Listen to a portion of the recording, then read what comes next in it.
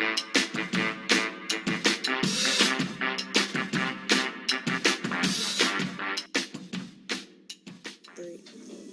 Valerie Parker, speaking with my friend, author, and educator, Gwyn R.C. Moses. We met 10 years ago working on a literacy grant, but we really probably knew each other without really knowing each other, coming up through Norrell Elementary School. Grew up on the same side of town, north side of town, Richmond, Virginia. You were one of how many siblings? 7. Griffins that lived on Griffin Avenue. Yes, my father moved us to Griffin Avenue.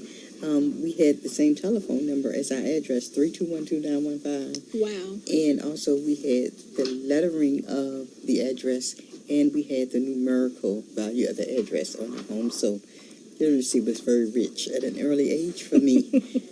We reconnected, yes. Through that grant. Years later. Yes. And one of the most significant times of that is meeting her, Valerie, in the bathroom every morning. She wanted to know how she can see and hear. I want to be in the spirit like you. So just those bathroom moments were great for us to just connect in spirit before we went into the storm at work. And this right here, I noticed when we just sat there, and I was like, oh my God. I actually made both of us one of these for our journey there. And mine broken is gone now. Aww. So, well, you still have it through this one. So we reconnected, became just great friends, and she's stuck with me now. And we're just here, just want to have a candid conversation. Yes. Because I've grown. When she met me, I was tore up, just not in a good place. So where were you, like mentally, in your life? Because you seem to have been someone that had it all together. You were very confident, and you were respected in your field. Yeah, in my field of work, but personally, my life then was going through a transition with divorce, and just having her near me and shouldering me up all those times that I felt like it was the end. Wow. It was always a new beginning. Every morning, meeting Valerie again. Oh my goodness! So that's funny hearing you say that, because you didn't. It's not even like you were putting on. Like, you really had yourself together. You were very respected. The teachers whom you coach, adored you and respected your knowledge base. How in the world were you covering up? That's amazing, because you've healed. You've healed whatever took place. So how did you come through that?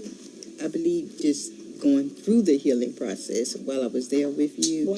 And just knowing I was healed while I was going through the healing, and probably pretty much what surface, grace. That's all I can say now. It's just grace. Grace. And that's a word that you don't hear a lot of people affected by trauma. Oh, you know what I'm saying? Do it. Can you just give us the due respect that word has on this journey? Because a lot of people may not really realize such a small word has such weight. Well, one of my friends, great friend, Sheila Battle, at the Battle Station, she has just published 15 Minutes of Grace, a TEDx talk speaker, and me just flipping through the pages this week, it's just real confirmed in me, just knowing that no condemnation. Those 15 minutes that I take for myself now, and it's just me and experiencing what I need from the Him that I need, that's within me. So with no blame, no shame, but just moving forward in the likeness of love. That's what grace.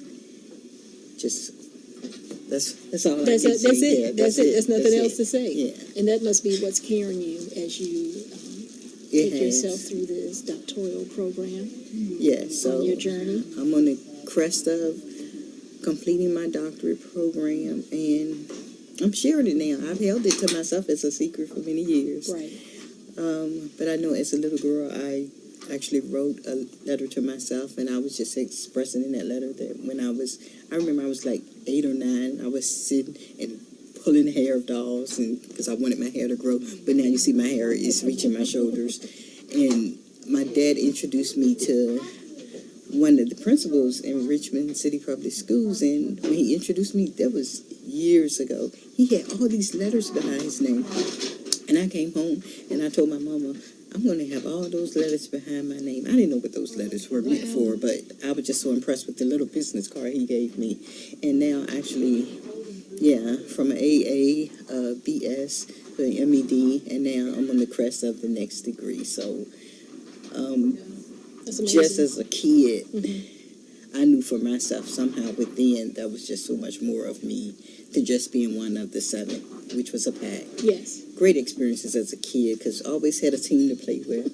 I mean, school was sort of easy because the amount of kids we had at home and 2 Right. parents, that was our schoolhouse itself. But just reconnecting with Valerie, I just appreciate all the moments that she's given back to me to renew our relationship. Oh, wow. Yeah. Oh, my goodness. So this That is is so like wonderful. my first candid conversation with a friend, and I think this is going to be an ongoing thing that we're going to, Yes. Have to. yeah, just keep it going.